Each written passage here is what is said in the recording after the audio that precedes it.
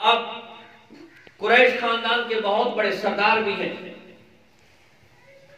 آپ کا ایک بہت بڑا مقام و مرتبہ ہے. قرآن کی 15 واضح آیات سیدنا صدیق اکبر کی شان کے اندر نازل ہوئی.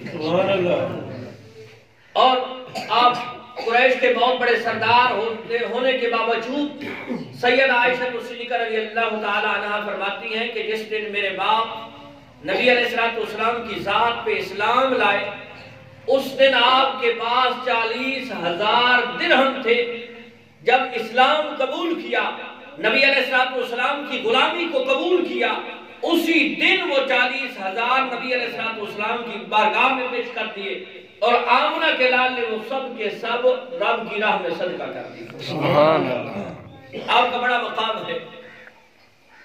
آپ کا اس سے بڑا مقام اور کیا ہو سکتا ہے کہ جب نبی علیہ السلام اور سیدنا صدیق اکبر ہجرت کر کے جب جا رہے تھے تو ایک غار کے اندر 3 دن آرام فرمایا. ہجرت کر کے جا رہے ہیں اور 3 دن آرام فرمایا. آپ علماء سے بہت مرتبہ یہ واقعہ سن چکے ہیں کہ کبھی نبی علیہ السلام کے دائیں جانب سیدنا صدیق اکبر ہو جاتے, کبھی بائیں جانب ہو جاتے, کبھی آگے ہو جاتے, کبھی پیچھے ہو جاتے. نبی علیہ السلام نے سیدنا صدیق اکبر سے پوچھا اے صدیق ماجرا کیا ہے؟ کبھی بائیں ہو جاتے ہو, کبھی دائیں ہو جاتے ہو, کبھی آگے ہو جاتے ہو, کبھی پیچھے ہو جاتے ہو, یہ ماجرا کیا ہے؟ تو سیدنا صدیق اکبر عرض کرتے ہیں یا رسول اللہ کہ میرے ذہن کے اندر ایک خیال آتا ہے کہ ہمارے دشمن دائیں طرف آ کے آپ کو کوئی نقصان نہ پہنچائے, کبھی کہیں بائیں طرف آ کے کہیں آپ کو نقصان نہ پہنچائے, کہیں آگے سے آ کے آپ کو نقصان نہ پہنچائے, کہیں پیچھے سے آ کے آپ کو نقصان نہ پہنچائے. جس سمت میرا ذہن جاتا ہے میں اس کنارے کی طرف اس طرف ہو جاتا ہوں کہ اگر کوئی نقصان پہنچانے والا آئے تو میرے آقا کو تکلیف نہ پہنچے بلکہ پہلے صدیق کو تکلیف پہنچے. سبحان اللہ. پہلے کس کو پہنچے؟ صدیق اکبر کو. اور پھر جب غار کے منہ پہ پہنچے تو عرض کی بندہ نواز آپ رکیے, میں جاتا ہوں اور جا کے دیکھتا ہوں کوئی تکلیف دہ چیز نہ ہو. گئے اندر, غار کے اندر گئے اور غار کی صفائی کرنے کے بعد دیکھے کہ غار کے سوراخ ہیں. جسم پہ جو کپڑے تھے, جسم پہ جو کرتا تھا اس کو پھاڑ کے سوراخوں کو بند کر رہے ہیں. جب سارے بند ہو گئے عرض کی بندہ نواز اب تشریف لائیے, آپ بھی تشریف لے آئیے. اور جب حضور نبی کریم علیہ السلام غار کے اندر تشریف لاتے ہیں تو ایک سوراخ بچ گیا. تو حضور نبی کریم علیہ السلام کے با وفا یہ ساتھی حضرت سیدنا صدیق اکبر اس پہ اپنی ایڑی رکھ دیتے ہیں اور نبی علیہ السلام سیدنا صدیق اکبر کی جھولی کے اندر آرام فرما رہے ہیں. جب سیدنا صدیق اکبر نے غار کے اس دروازے کی طرف دیکھا جس سے آپ تشریف لائے تھے, دیکھا تو آپ کے ذہن کے اندر ایک خیال آیا کہ اگر غار کے دروازے پہ کوئی کھڑا ہو کے اپنے پاؤں کی طرف دیکھے تو وہ ہمیں دیکھ سکتا ہے. جب یہ خیال آیا تو ابھی دل کے اندر یہ غم پیدا ہوا کہ اگر کسی نے دیکھ لیا, کیونکہ سارا مکہ مخالف ہو چکا تھا, مکہ میں نبی علیہ السلام کے نعوذ باللہ من ذالک قتل کی سازشیں چل رہی تھیں. نبی علیہ السلام کو شہید کرنے کے لیے مکہ کے مشرکین نے بڑے بڑے انعام مقرر کر رکھے تھے کہ اگر کوئی شہید کر کے آتا ہے ہم اسے 100 اونٹ دیں گے, اچھا رشتہ دیں گے, اسے اپنا سردار بنائیں گے. اسی لالچ میں لوگ آئے ہوئے تھے. اب سیدنا صدیق اکبر رضی اللہ تعالیٰ عنہ کے ذہن کے اندر ایک خیال پیدا ہوا کہیں کوئی آ کے میرے مصطفیٰ کو تکلیف نہ پہنچائے جائے, تکلیف نہ پہنچائے. تو رب کائنات نے قرآن نازل فرمایا کہ اذ یقول لصاحبہ لا تحزن. توجہ کیجئے کہ جب کہا اس نے اپنے صاحب سے, اس سے یاد رکھو اس صاحب سے مراد کون ہے؟ مفسر بھی، محدث بھی، مورخ بھی، ہر تفسیر کرنے والا، ہر حدیث کی تشریح کرنے والا اس چیز پہ متفق ہے کہ اس صاحب سے مراد سیدنا صدیق اکبر ہی ہے۔ ذرا زور سے سبحان اللہ۔ کہ اس صاحب سے مراد، اب کسی کی صحابیت کوئی محدث بیان کرتا ہے، کسی کی صحابیت کوئی حدیث کی کتاب بیان کرتی ہے، کسی کی صحابیت کوئی اور بیان کرتا ہے۔ ارے سیدنا صدیق اکبر کی صحابیت تو قرآن کے واضح لفظوں میں میرا رب بیان فرما رہا ہے، اور علماء اس چیز میں متفق ہیں کہ سیدنا صدیق اکبر کی صحابیت نص قطعی سے ثابت ہے۔ اور نص قطعی کیا ہوتی ہے؟ جو قرآن کے واضح لفظوں سے ثابت ہو۔ زور سے سبحان اللہ، زور سے سبحان اللہ۔ کہ جس کی صحابیت قرآن سے فرمایا اِذْ يَقُولُ لِصَاحِبِهِ لَا تَحْزَنْ، کہ جب اس نے کہا اپنے صاحب سے، اپنے صحابی سے کہ لا تحزن، غم نہ کر۔ اب ایک ہوتا ہے خوف، ایک ہوتا ہے غم۔ خوف ہوتا ہے اپنی جان چلی جائے گی، اپنا نقصان ہو جائے گا، اپنی ذات کو تکلیف پہنچے گی۔ لیکن ایک ہوتا ہے غم، فرمایا لا تحزن، میری ذات کے لیے غمگین نہ ہو، کیونکہ سیدنا صدیق اکبر کو اپنی ذات پسند نہیں تھی۔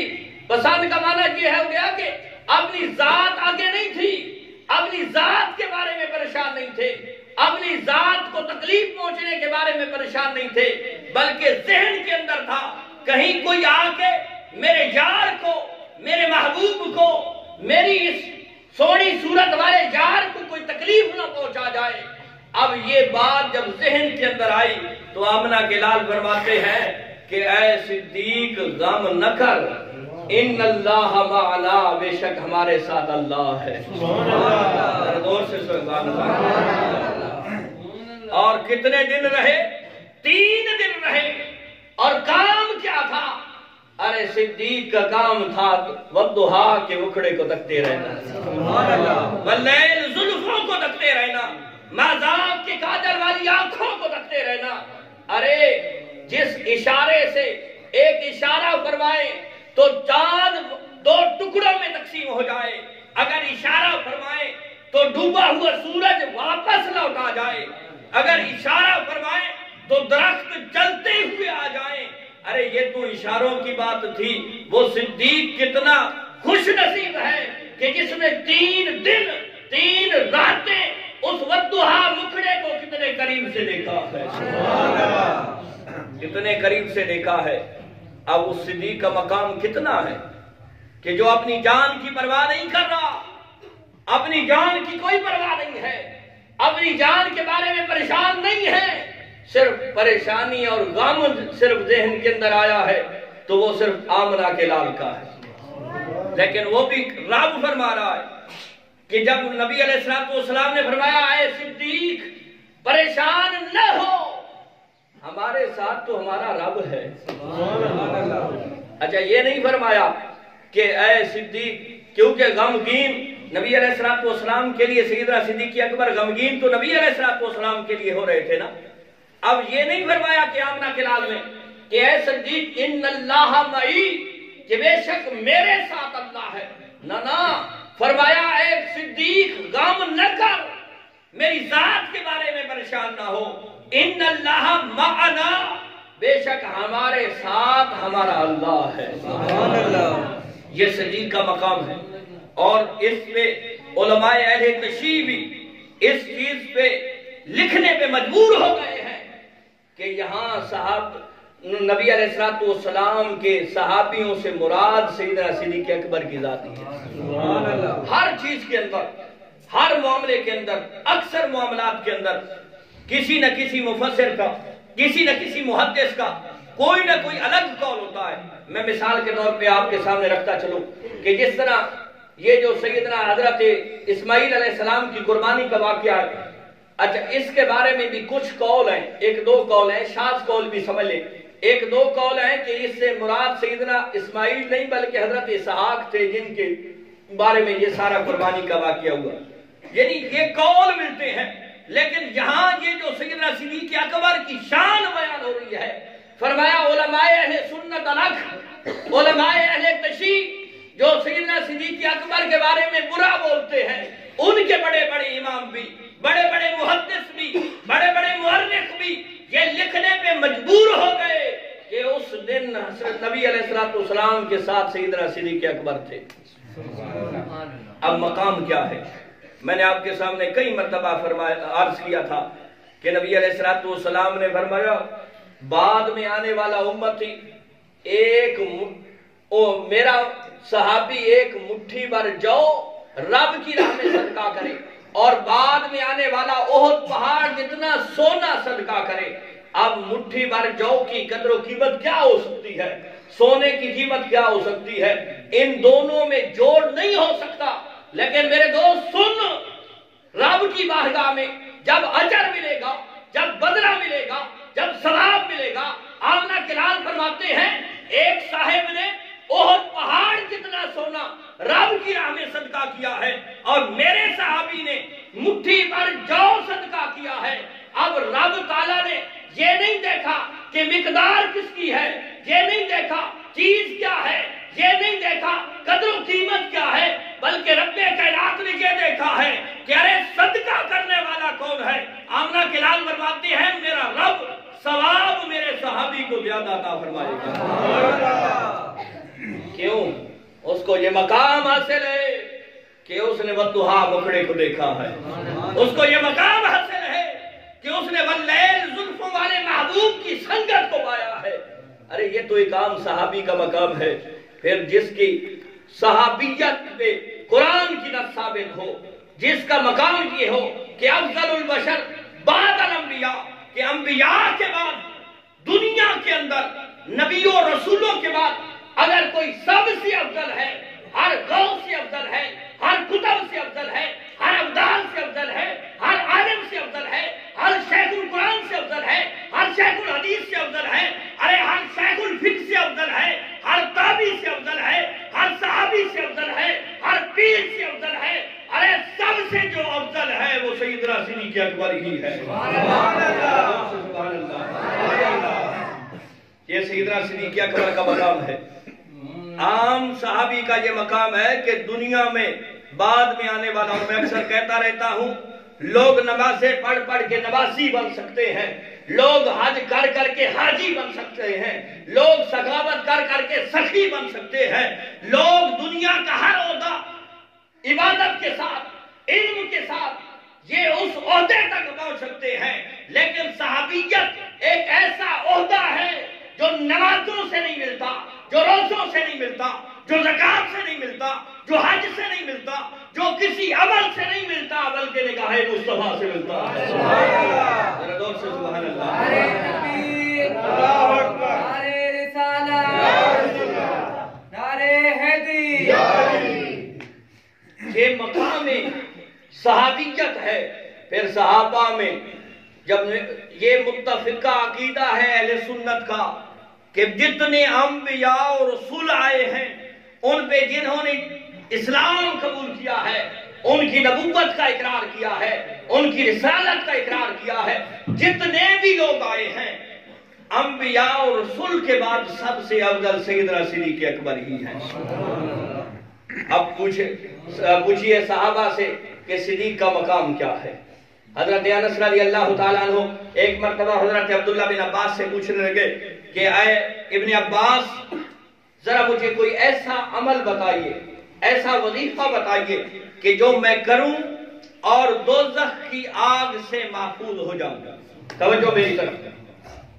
اچھا بعض صحابہ، ہمارا نظریہ عقیدہ یہ ہے کہ صحابی قطعی جنتی ہے، رب تعالیٰ اسے جنت عطا فرمائے گا۔ جنہوں نے والضحیٰ مکھڑے کو دیکھا ہے ایمان کے ساتھ، جو صحابی ہے اس کے لیے جنت ہی جنت ہے۔ ایسی باتیں وہ کیوں نقل فرماتے ہیں کہ بعد میں آنے والے ان پہ عمل کر کے جنت کے حقدار بن جائیں۔ تو حضرت انس رضی اللہ تعالیٰ عنہ نے حضرت عبداللہ بن عباس سے پوچھا کہ اے ابن عباس کوئی ایسا وظیفہ بتائیں، کوئی ایسا عمل بتائیں کہ جس کو کر کے میں جنت کا حقدار بن جاؤں، دوزخ کی عذاب سے، دوزخ کی آگ سے محفوظ ہو جاؤں۔ تو انہوں نے کہا اے انس 15 باتیں ایسی ہیں جن کو اپنی ذات پہ لازم کر لے، اپنی ذات پہ مخصوص کر لے، اللہ رب العزت تمہیں دوزخ کی عذاب سے، دوزخ کی آگ سے محفوظ فرما دے گا۔ اب ذہن کے اندر آتا ہے کہ 15 باتیں، یہ تو مشکل ہو جائے گا، لیکن سنو وہ کتنی آسان سی ہیں۔ فرمایا 5 کا تعلق تمہاری زبان سے ہے، 5 کا تعلق تمہارے اعضاء کے ساتھ ہے، 5 کا تعلق تمہارے دل کے ساتھ ہے۔ پوچھا اے ابن عباس زبان کے ساتھ جن 5 باتوں کا تعلق ہے وہ کون سی ہیں؟ کہا تمہاری زبان ہر وقت یہ وظیفہ بکا لے، ہر وقت یہ وظیفہ یاد کر لے کہ سبحان اللہ والحمدللہ ولا الہ الا اللہ واللہ اکبر ولا حول ولا قوت الا باللہ العلی العظیم۔ یعنی زبان پہ ان 5 لفظوں کو اپنے لیے لازم کر لیں۔ اب یہ اتنی مشکل تو نہیں ہے، بندہ آسانی کے ساتھ پڑھ سکتا ہے۔ جب بھی جس جگہ بھی بیٹھے سبحان اللہ والحمدللہ ولا الہ الا اللہ واللہ اکبر ولا حول ولا قوت الا باللہ العلی العظیم۔ فرمایا زبان کے لیے ان 5 باتوں کو لازم کر لیں۔ پوچھا گیا وہ 5 باتیں کون سی ہیں جن کا تعلق اعضاء کے ساتھ ہے؟ فرمایا نماز 5 گانا اپنے اعضاء پہ لازم کر لے۔ سبحان اللہ، زور سے سبحان اللہ، اور زیادہ زور سے سبحان اللہ۔ یہ 5 باتیں جن کا تعلق زبان سے تھا زبان پہ لازم کر لے، جن کا تعلق اعضاء کے ساتھ ہے فرمایا نماز 5 گانا اپنی ذات پہ لازم کر لے۔ اچھا اگلی 5 باتیں کون سی ہیں جن کا تعلق دل سے ہے؟ تو حضرت ابن عباس فرماتے ہیں اے انس وہ 5 باتیں وہ ہیں کہ جن کا تعلق دل سے ہے۔ فرمایا تیرے دل کے اندر اللہ کی محبت ہو، تیرے دل کے اندر رسول اللہ کی محبت ہو، تیرے دل کے اندر صدیق کی محبت ہو، تیرے دل کے اندر عمر کی محبت ہو، تیرے دل کے اندر عثمان کی محبت ہو، تیرے دل کے اندر مولا مرتضیٰ کی محبت ہو۔ یہ 5 باتیں، یہ محبتیں تیرے دل کے اندر آ جائیں گی تو تمہاری بگڑی بن جائے گی۔ اب ان کی محبت، اور ایک اور روایت کے اندر بھی آتا ہے کہ نبی علیہ السلام نے فرمایا کہ جو اللہ اور اس کے رسول اور ابو بکر اور عمر سے محبت کرتا ہے، آمنہ کلال فرماتے ہیں اسے رب کائنات 5 نعمتوں سے نوازتا ہے۔ 5 نعمتوں سے نوازتا ہے۔ اب وہ 5 نعمتیں کون سی ہیں؟ ہم انہی 5 کے لیے تو زندگی گزارنے آئے ہیں۔ توجہ میری طرف، ہماری زندگی کا مقصد یہی 5 چیزیں ہیں۔ فرمایا جس کے دل کے اندر اللہ اور رسول اللہ کی محبت آ جاتی ہے، جس کے دل کے اندر ابو بکر اور عمر کی محبت آ جاتی ہے، فرمایا رب کائنات اسے دنیا پہ محتاج نہیں چھوڑتا۔ دنیا کے اندر اسے کسی دوسرے کا محتاج نہیں کرتا، اپنے بارگاہ سے اتنا عطا کرتا ہے کہ پھر دنیا دیکھتی رہ جاتی ہے۔ فرمایا جس کے دل کے اندر اللہ رسول اللہ اور ابو بکر اور عمر کی محبت ہے، فرمایا پہلا انعام تو یہ ہوتا ہے کہ دنیا پہ رب کائنات اسے دنیا والوں کا محتاج نہیں کرتا، اتنا عطا کرتا ہے کہ اب اسے دنیا کی محتاجی ختم ہو جاتی ہے۔ اس کے دل کے اندر، اس کے دماغ کے اندر، اس کی سوچ کے اندر، اس کی فکر کے اندر رب کائنات صبر بھی رکھ دیتا ہے، شکر بھی رکھ دیتا ہے، قناعت بھی رکھ دیتا ہے، چاہے تھوڑا بھی ہو رب کائنات اس پہ اس کو صبر کرنے والا بنا دیتا ہے۔ انسان چاہتا تو یہی ہے نا بھائی کہ انسان کے پاس مال و دولت ہو، دنیا سے بندہ بے نیاز ہو جائے۔ فرمایا جس کے دل کے اندر اللہ رسول اللہ ابو بکر اور عمر کی محبت آ گئی وہ دنیا سے بے نیاز ہو جاتا ہے، اس کے دنیا کی جو محتاجی ہے وہ ختم ہو جاتی ہے۔ دوسری بات فرمایا جب وہ مرتا ہے تو ایمان سلامت لے جاتا ہے، ایمان سلامت لے جاتا ہے۔ آج میری اور آپ کی کوشش کیا ہوتی ہے؟ مالک زندگی اسلام والی اور موت ایمان والی نصیب فرما، نمازیں پڑھتے ہیں ایمان سلامت رہے، روزے رکھتے ہیں ایمان سلامت رہے،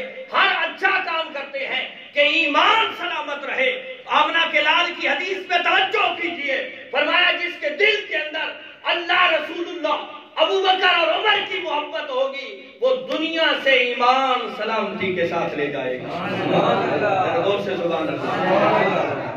فرمایا تیسرا انعام کیا ہوگا؟ انسان کی زندگی کا مقصد تو یہی ہے نا کہ دنیا سے بے نیاز ہو جائے اور جب جائے تو ایمان سلامت لے جائے۔ فرمایا تیسرا انعام کیا ہوگا؟ فرمایا جب قبر میں جائے گا تو اس کی قبر کشادہ ہو جائے گی۔ سبحان اللہ۔ اب ہم بھی یہی چاہتے ہیں، ہر مرنے والے کے پیچھے دعا مانگتے ہیں، مالک ہمارے اس مرحوم کی قبر کو تا حد نگاہ وسیع فرما دے۔ ہماری یہی کوشش ہوتی ہے، یہی خواہش ہوتی ہے، یہی آرزو اور تمنا ہوتی ہے، یہی دعا ہوتی ہے کہ مالک ہمارے مرنے والے کی قبر وسیع ہو جائے۔ فرمایا جس کے دل کے اندر ان کی محبت آ جاتی ہے رب کائنات ان کی قبروں کو بھی کشادہ فرما دیتا ہے۔ سبحان اللہ۔ فرمایا چوتھا انعام کیا ہوتا ہے؟ چوتھا انعام فرمایا چوتھا انعام یہ ہوتا ہے کہ رب کائنات اس کو جس دن کوئی کسی کی نہیں سنی جائے گی، کوئی سفارش کرنے والا نہیں ہوگا، جس دن ماں باپ اولاد سب کچھ چھوڑ جائیں گے، جس دن تعلقات ختم ہو جائیں گے، فرمایا جس کے دل کے اندر ان کی محبت ہوگی ان کو آمنہ کے لال کی شفاعت نصیب ہوگی۔ جس دن کوئی پرسان حال نہیں ہوگا، فرمایا اس دن اس کو شفاعت مصطفیٰ نصیب ہو جائے گی۔ فرمایا آخری بات پانچواں انعام کیا ہوگا؟ فرمایا پانچواں انعام یہ ہے کہ رب کائنات اس کو اپنا دیدار نصیب فرمائے گا۔ اور پھر رب کے دیدار کی لذت کیا ہوگی، کیفیت کیا ہوگی، سرور کیا ہوگا؟ فرمایا جب انسان دیکھے گا اسے اپنا ہوش ختم ہو جائے گا۔ ارے بندہ دنیا کی حسین چیزوں کو دیکھے، حسن والی چیزوں کو دیکھے، بندہ دنگ رہ جاتا ہے، حیران ہو جاتا ہے، متعجب ہو جاتا ہے۔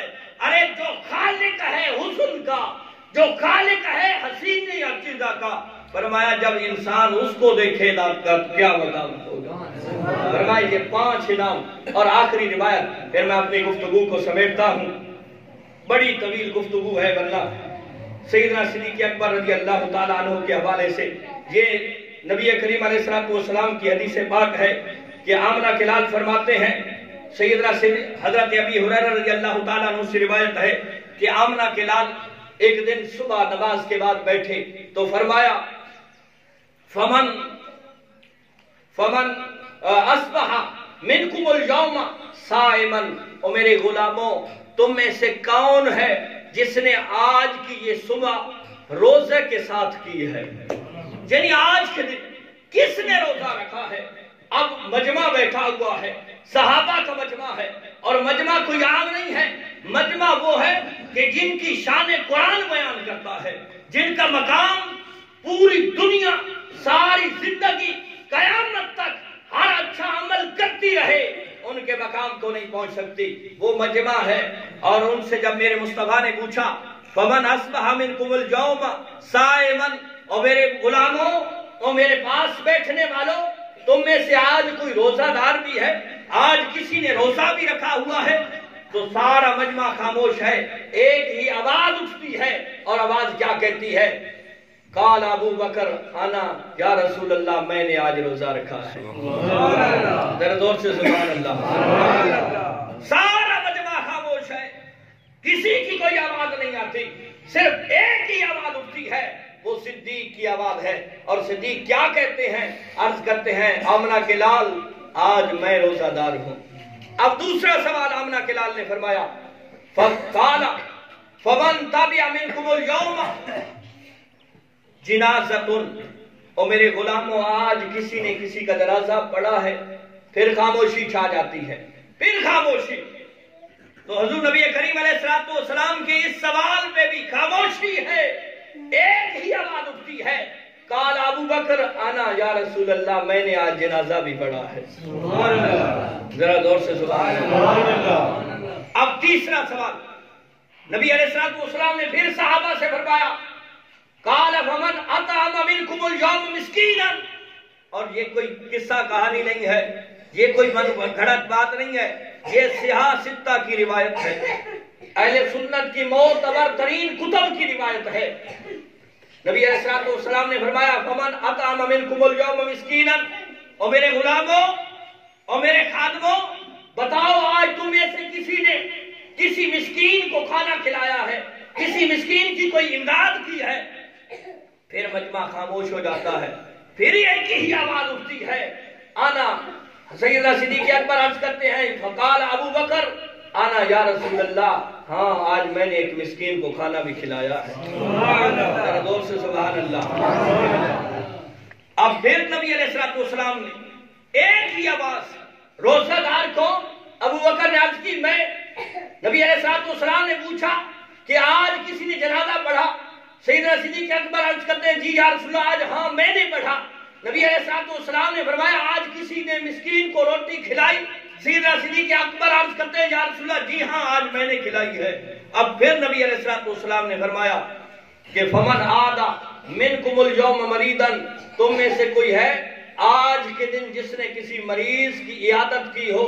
پھر ایک ہی آواز اٹھتی ہے، اور وہ آواز کیا ہوتی ہے؟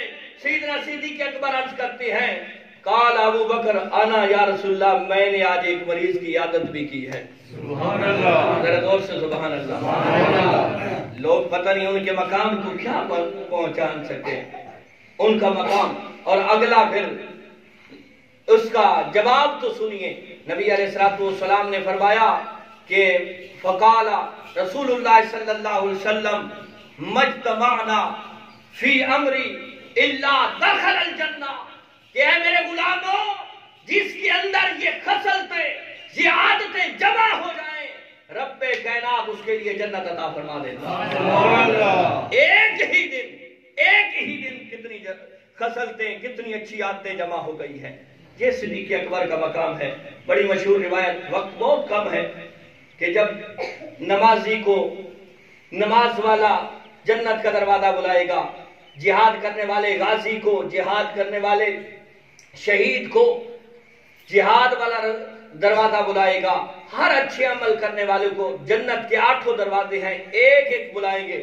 سیدنا صدیق اکبر نے عرض کی، یہ بھی صحیح مسلم کی روایت ہے، عرض کی یا رسول اللہ کوئی بندہ ایسا بھی ہے جس کو روزے والا دروازہ بھی بلائے، جہاد والا دروازہ بھی بلائے، زکوٰۃ والا دروازہ بھی بلائے، نماز والا دروازہ بھی بلائے؟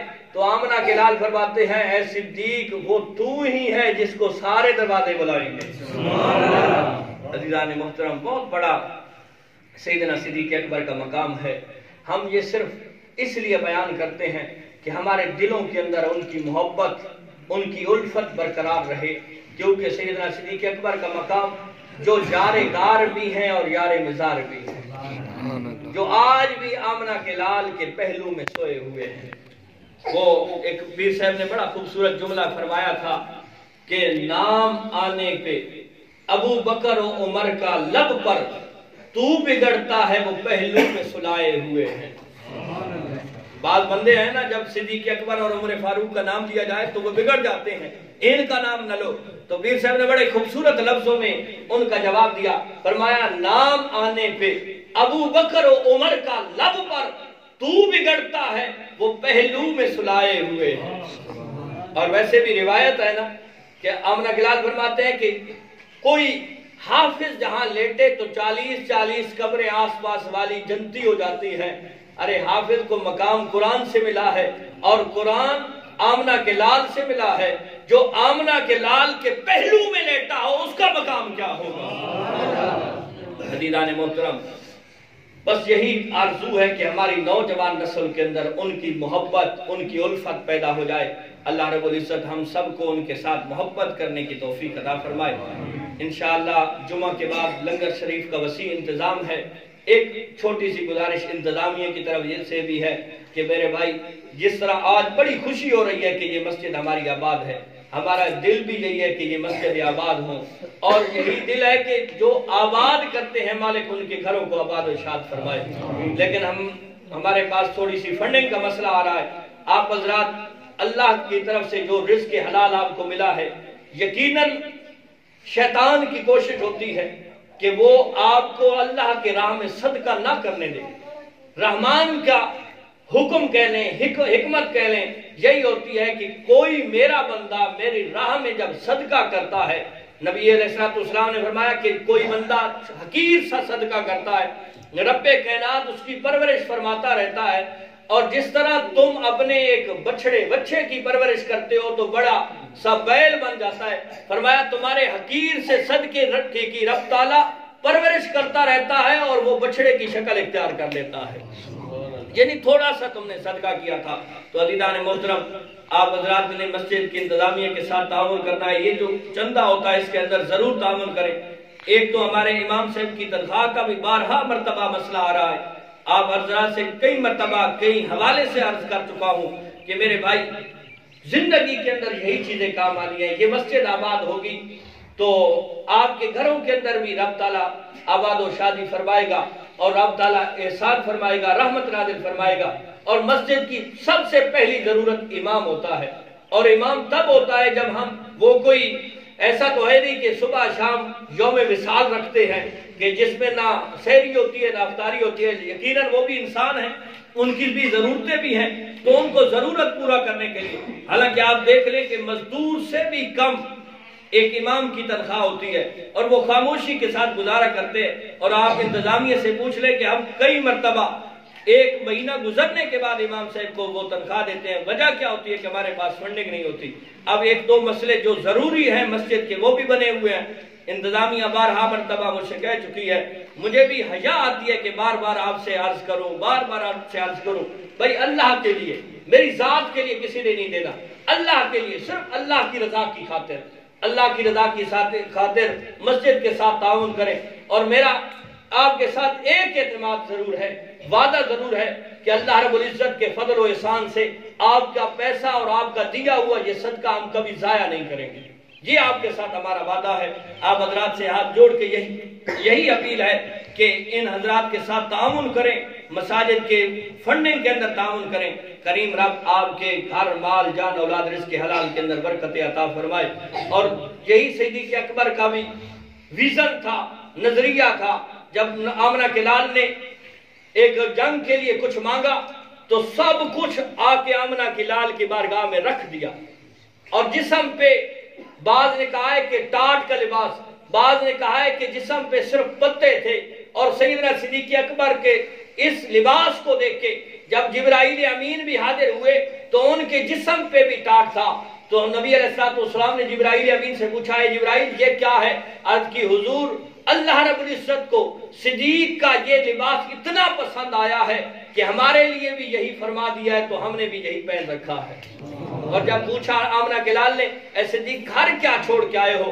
عرض کی بندہ نواز اللہ اور اس کا رسول گھر چھوڑ کے آیا ہوں، سب کچھ اللہ کی راہ میں قربان کر دیا۔ ہم نہیں کہتے کہ آپ اسی طرح سب کچھ ہی قربان کر دیں، یہ توفیق رب کسی کو دیتا ہے، لیکن تعاون کریں۔ یقیناً یہ رب کی توفیق اور دین ہوتی ہے جو اللہ اور اس کے رسول کی راہ میں خرچ کرتا ہے۔ کریم رب آپ سب کا آنا اپنی پاک بارگاہ میں منظور و مقبول فرمائے، آپ تمام حضرات کی تمام جائز دلی حاجات کو منظور و مقبول فرمائے۔ وآخر دعوانا الحمدللہ۔